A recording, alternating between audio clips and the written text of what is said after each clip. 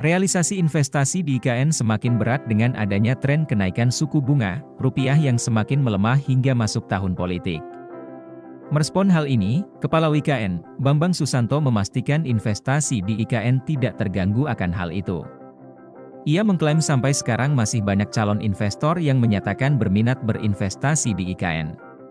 IKN juga telah mengantongi sebanyak 300 surat minat investasi atau Letter of Intent (LOI) untuk pembangunan ibu kota baru itu. Selanjutnya, pada 1 November IKN juga akan melakukan groundbreaking tahap 2 di IKN dengan total investasi 12,5 triliun rupiah. Saya tidak melihat itu, tahun politik, ada dampaknya, karena memang ini sudah terukur dan mereka, investor, yang sudah ke IKN sudah berproses sejak awal tahun, kata Bambang pada media saat ditemui di kantor IKN, di Jakarta, Kamis, 29 Oktober 2023. Kaitannya dengan dampak dari tren kenaikan suku bunga dan pelemahan rupiah kepada investasi di IKN.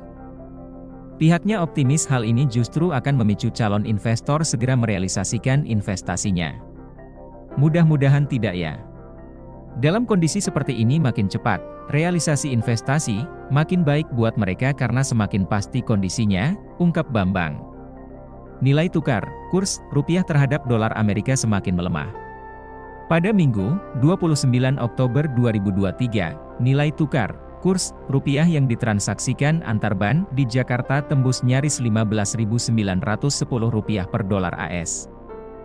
Sementara, kenaikan suku bunga acuan itu diumumkan oleh Bank Indonesia pekan lalu berdasarkan hasil rapat Dewan Gubernur Bank Indonesia pada 18 hingga 19 Oktober 2023.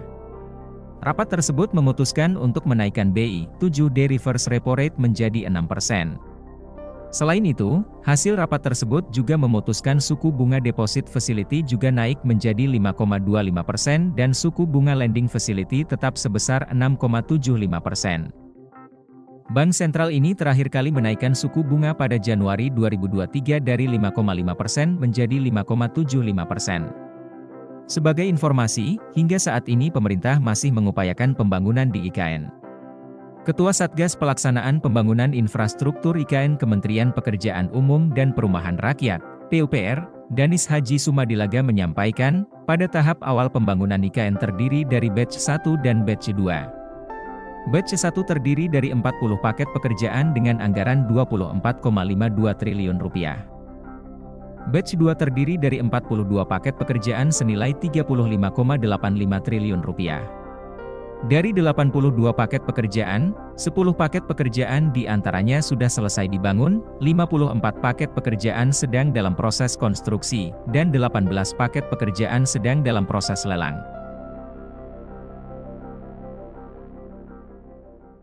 Download Tribun X sekarang, menghadirkan lokal menjadi Indonesia.